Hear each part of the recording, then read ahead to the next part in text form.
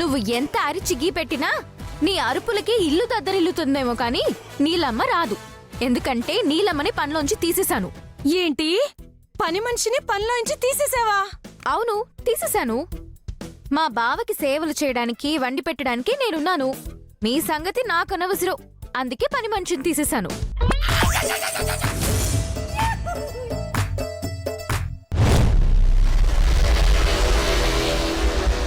ఏంటత్తయ్య, ఖాళీ ప్లేట్లు ముందు పెట్టుకున్నారేంటి? భోజనం వడ్డించుకొని తినరా? తినడానికి ఉండాలి కదా. ఉండాలంటే వండాలి కదా. అంటే మీ అందరికి భోజనం లేదా? లేదు, ఈ మహాతల్లి తన కోసమే వండుకుంది కానీ మాకు వండలేదు. అక్క, వాళ్ళందరికీ లేకపోవచ్చు కానీ నీకు మాత్రం ఉందక్క. ఎందుకంటే నువ్వింటి గెస్ట్వి. నిన్ను బాగా చూసుకోమని బావ చెప్పాడు. అందుకే నీకొక్కదానికి ఈ క్యారేజీలో పక్కన పెట్టాను. కూర్చో అక్క, నువ్వు తిందుగాని. ఏంటి, నీ మీద ప్రేమతో ఇలా పక్కన పెట్టాను అనుకుంటున్నావా? కాదక్క, నువ్వింటి అతిథివి. అతిథిని బాగా చూసుకోవడం ఈ ఇంటి కోడలిగా నా బాధ్యత. అందుకే అలా పక్కన పెట్టాను.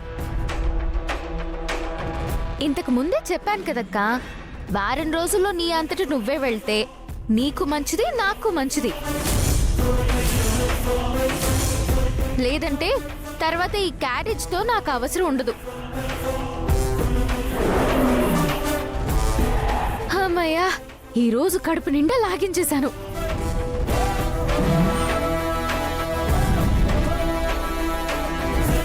అమ్మా, దాని కడుపు నిండిపోయింది గాని నాకు మాత్రం ఆకలిగా ఉంది. అయితే వెళ్ళి వండుకో. వంట నాకు రాదు కదమ్మా. రాకపోతే ఏట్లో పడి చావు.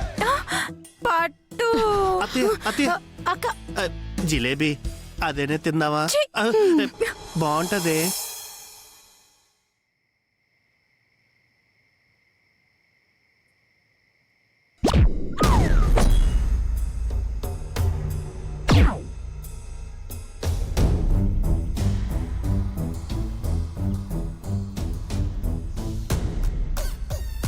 అక్క,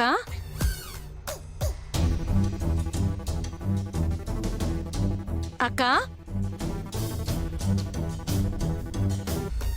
అక్క, అది చేసిన పనికి మేమంతా జ్యూస్తో సరిపెట్టుకున్నాం. నువ్వు కూడా తాగక్క. నాకొద్దు. అదేంటక్క, నువ్వు ఖాళీ కడుపుతో ఉండడమేంటి? తాగక్క.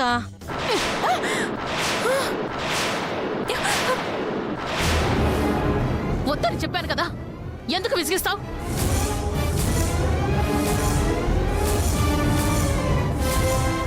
నేను ఈ ఇంటి కోడలిగా అడుగు పెట్టిన తర్వాతే అది పుట్టింది. నా ఆశయం కన్నా, నా సంకల్పం కన్నా దాని వయసు చాలా చిన్నది. అలాంటిది అది నన్ను చూసి అవహేళనగా మాట్లాడుతుంటే తట్టుకోలేకపోతున్నాను. కట్టుకున్న మొగుడు, సవతి కొడుకు, నా కడుపున పుట్టిన బిడ్డలే నన్నెప్పుడూ ఎదిరించలేదు, నా మాటని జవదాటలేదు. కాని అది మాత్రం మాట మాటకి నన్ను ఎదిరిస్తూ నా అహాన్ని దెబ్బ కొడుతోంది.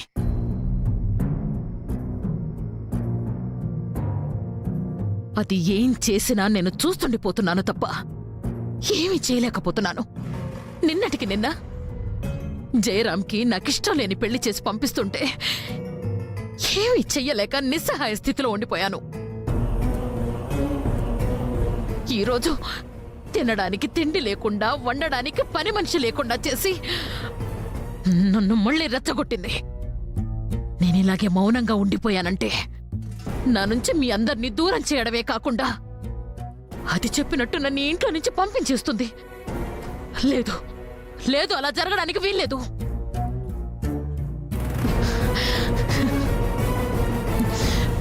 పెరిగే రోగాన్ని ఎదిరించే శత్రువుని మొదట్లోనే తుంచేయాలి.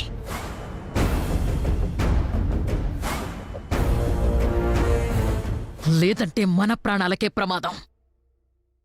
అయితే ఇప్పుడేం చేద్దాం అత్తయ్య? ఈ ఇంట్లో మళ్ళీ మరణమృదంగం మోగాలి.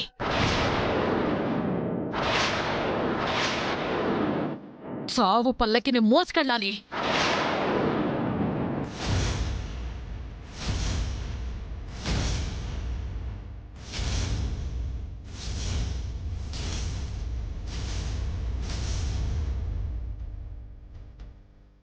అర్థం కాలేదు కదా? వెన్నెల కూడా చావాలి.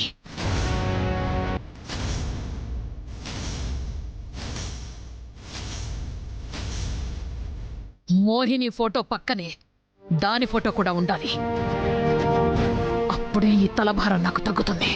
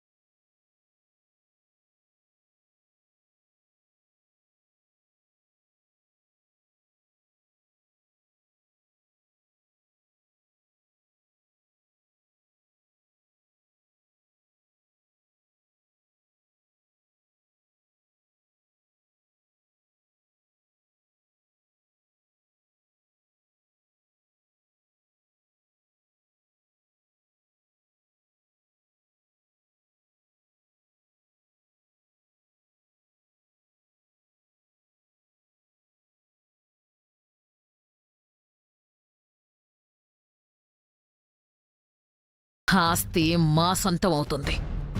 తరువాత నాకే సమస్య ఉండదు. తొందరలోనే బావ నావాడవుతాడన్నమాట.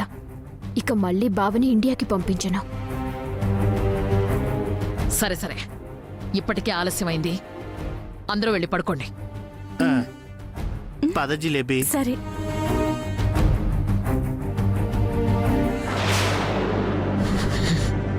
వెన్నెలా, రేపే నీకు ఆఖరి రోజు. నిన్ను మాత్రం వదలను.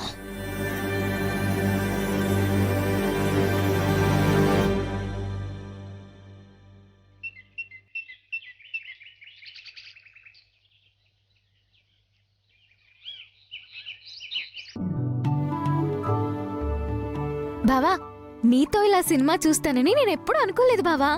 నాకిప్పుడు చాలా సంతోషంగా ఉంది బావా. ఇలాగే ప్రతి వారం నన్ను సినిమాకి తీసుకెళ్తావు కదా బావా? చూడు, ఏదో అడిగావు కదా అని నువ్వు బాధపడకూడదని చెప్పి సినిమాకి తీసుకెళ్తున్నాను. ప్రతి వారం అంటే కుదరదు, అర్థమైందా? సరే బావా. అవును బావా, నాకొక చిన్న అనుమానం. నువ్వు కూడా హీరోలాగా ఉంటావు కదా, నువ్వు హీరోగా ఓ సినిమాలో నటించొచ్చుగా. ఓయ్, ఏం మాట్లాడుతున్నావు? నేనేంటి హీరోగా చేయడం ఏంటి? అలా నటించడం నా వల్ల కాదు. అయినా మనకు తెలియని దాని గురించి మనం ఎప్పుడూ ప్రయత్నించకూడదు, అర్థమైందా? సరే బావా, ఏదో నువ్వు హీరో అయితే చూద్దామని ఆశపడ్డాను. నా కోరిక తీరదన్నమాట.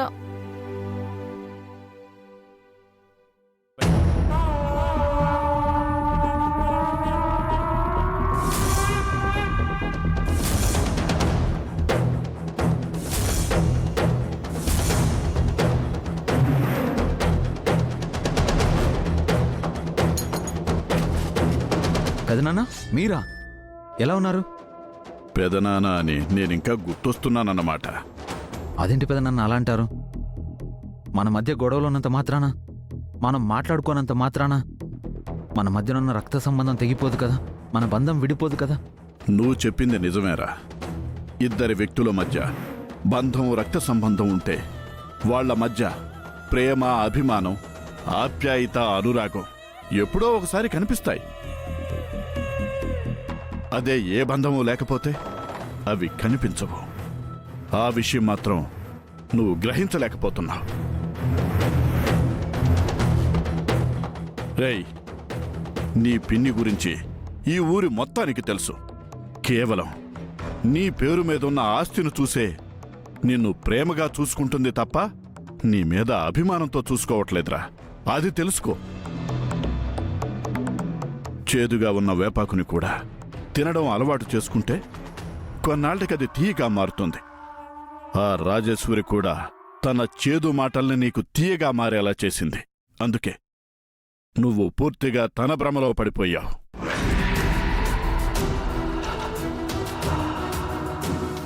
ఇప్పటికైనా తన మీద పెట్టుకున్న పిచ్చి ప్రేమ పొరల్ని తొలగించి చూడు.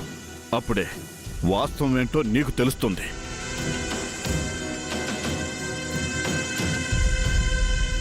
అంతెందుకు, మోహిని నువ్వు ఎంతో సంతోషంగా ఉండేవాళ్ళు. ఇద్దరి మధ్య ఎలాంటి గొడవలు లేవు. అలాంటిది తనకు తానుగా ఎందుకు చనిపోయి ఉంటుందో ఒక్కసారైనా ఆలోచించావా? ఆలోచించలేదు. అలా ఆలోచించే అవకాశాన్ని, సమయాన్ని ఆ రాజేశ్వరి నీకివ్వకుండా మాయ చేసింది. నిజానికి మోహిని చావుకి కారణం ఆ రాజేశ్వరీదేవి.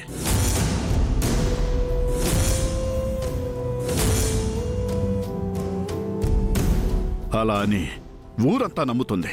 కానీ నువ్వెందుకు నమ్మడం లేదో నాకు అర్థం కావడం లేదు. ఇప్పుడు వెన్నెలని పెళ్లి చేసుకున్నా మోహిని జీవితంలాగా రేపు వెన్నెల జీవితం కూడా అలా కాకుండా చూసుకోమని హెచ్చరిస్తున్నాను. గుర్తుపెట్టుకో. అంటే ఏంటి? మోహిని అక్కని చంపినట్టు నన్ను కూడా మా అత్తయ్య చంపుతుందని అనుకుంటున్నారా? అలాంటిదేమీ లేదు. ఎందుకంటే మా అత్తయ్య ఎలాంటిదో, ఎంత మంచిదో నాకు బాగా తెలుసు. అసలు మీరు చెప్పినట్టు మా అత్తయ్య అంత దుర్మార్గురాలైతే మా బావ ఇన్ని రోజులు గ్రహించకుండా ఉంటాడా ఏంటి? అయినా అరచేతిన నిప్పును పట్టుకుని దండం పెట్టడం ఎంత కష్టమో, మోసాలు కుట్రలు చేసేవాళ్లు కూడా ఎక్కువ రోజులు తప్పించుకోవడం కూడా అంతే కష్టం. ఏదో ఒక రోజు నిజం బయట పడుతుంది. అప్పుడు మా బావకు అన్ని విషయాలు తెలుస్తాయి. ఏమంటావు బావా? నువ్వు కాసేపు ఆగు వెన్నెల. చూడండి పెదనాన్న, మీరందరూ మా పిన్ని మీద ఇలా ఎందుకు నిందలు వేస్తున్నారో నాకు అర్థం కావడం లేదు. నిజంగా మా పిన్నికి నా మీద ప్రేమ లేదు, ఆస్తి కోసమే నటిస్తుందని ఒక్క ఆధారం చూపించండి, నేను నమ్ముతాను. కనీసం తను నా గురించి తప్పుగా మాట్లాడినట్టు, నేనంటే ఇష్టం లేదని చెప్పినట్టు ఒక్క నిజాన్ని చూపించండి. అప్పుడే మీరు చెప్పింది నిజమని నేను నమ్ముతాను. అలా చూపిస్తారా? మీరు చూపించలేరు. ఎందుకంటే మీరు చెప్తున్నది అబద్ధం కాబట్టి. కానీ నా మీద మా పిన్ని ఎంత ప్రేమను చూపిస్తుందో నేను 100 ఆధారాలు చూపిస్తాను. ఏ ఆడదైనా తన పిల్లల కన్నా సవతి పిల్లల్ని ప్రేమగా చూసుకుంటుందని చివరికి మనం కథల్లోనూ సినిమాల్లోనూ కూడా వినలేదు, చూడలేదు. కానీ నా జీవితంలో మాత్రం అది జరిగింది. నాకు ఊహ కూడా తెలీదు. నాకు అన్నం పెట్టడానికి, ఆదరించడానికి ఎవరూ లేరు. అప్పుడు మా పిన్ని నా జీవితంలోకి వచ్చి నన్ను తన బిడ్డగా భావించి నాకు కొత్త ప్రపంచాన్ని చూపించింది. అసలు నా చిన్నప్పటి నుంచి నేను ఏదడిగినా కాదనకుండా నా ఇష్టాన్ని గౌరవించి నా సంతోషాన్ని కోరుకుంది. నాకు తల్లి లేని లోటును తీర్చింది. ఇంత చేసిన తన విషయంలో మీరెందుకు ఇలా మాట్లాడుతున్నారో నాకు అర్థం కావడం లేదు. నేను మా పిన్ని మీద పిచ్చి ప్రేమనే పొరలు కప్పుకొని ఉండడం కాదు. మీరంతా తన మీద మోసం అనే పొరను కప్పుకొని ఉన్నారు. అందుకే మా పిన్ని మీకు మోసగత్తెగా కనిపిస్తుంది. ముందు మీరు ఆ పొరలు తీసి చూడండి. మా పిన్ని గురించి మీకు పూర్తిగా అర్థమవుతుంది. రేయ్, ఇంత చెప్పినా నువ్వు అర్థం చేసుకోవటం లేదని, ఆలోచించడం లేదని అర్థమైంది. కాలమే నీకు సమాధానం చెప్పాలే తప్ప నిన్ను ఎవ్వరూ ఏమీ చేయలేరు. మావయ్య గారు, తొందరలోనే బావకి అసలు నిజమేంటో నేను తెలిసేలా చేస్తాను. మీరు బాధపడకండి.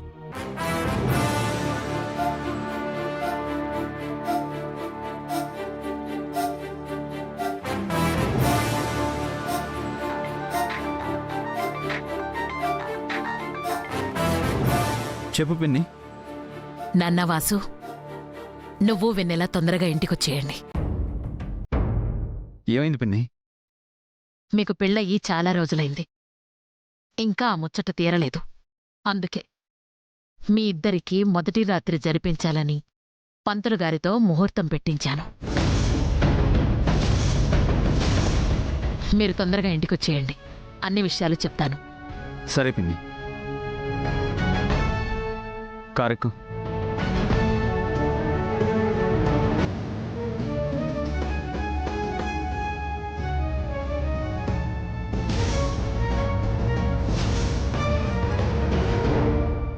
ఏంటత్తయ్య ఇది? వెండల్ని చంపేసి వాసుబావకి నన్ను దగ్గర చేస్తానని చెప్పి ఇప్పుడు వాళ్ళిద్దరి దగ్గర అవడానికి మొదటి రాత్రి జరిపించడం ఏంటి? అసలు వేం చేస్తున్నావో నీకైనా అర్థం అవుతుందా? ఒకవేళ సడన్ గా వాళ్ళ మీద ప్రేమ పుట్టుకొచ్చి ఇద్దరి మూలంగా పిల్లల్ని కనిపించి వాళ్ళతో ఆడుకోవాలని ఇలా చేస్తున్నావా? ఏం మాట్లాడుతున్నావు శ్వేత? పాము తన కుబుసాన్ని సులభంగా వదిలేస్తుందేమో గాని విషాన్ని మాత్రం అవసరమైనప్పుడే వదిలేస్తుంది. అవతలి వాళ్ళ ప్రాణాలు తీస్తుంది.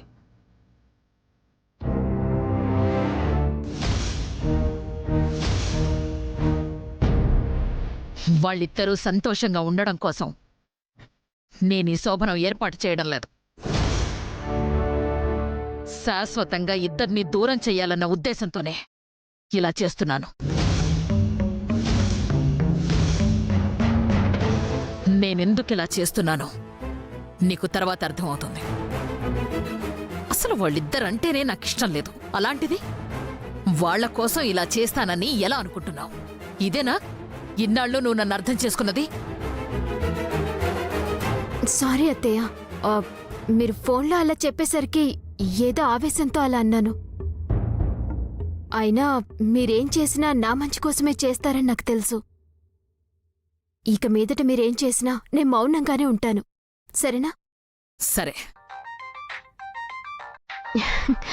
డాడీ ఫోన్ చేస్తున్నారు అత్తయ్య. డాడీ,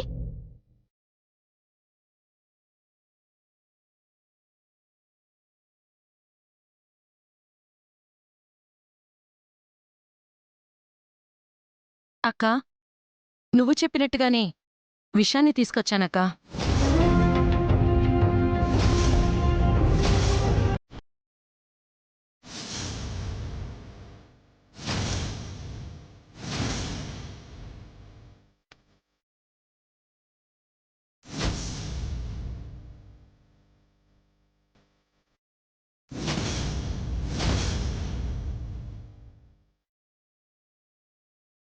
అవునక్కా, తెలియక అడుగుతున్నాను.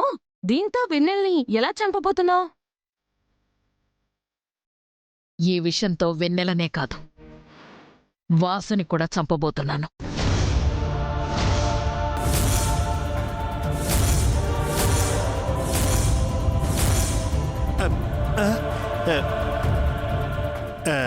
ఏంటత్తయ్య గారు, ఈ విషయంతో ఇద్దరిని చంపబోతున్నారా?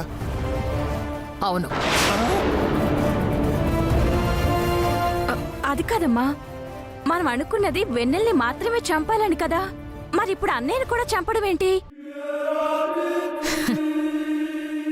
ఫోర్జరీ సంతకాలు పెట్టించాక, ఆస్తి మొత్తం నా చేతికొచ్చాక వాసు బ్రతికుండడం అనవసరం.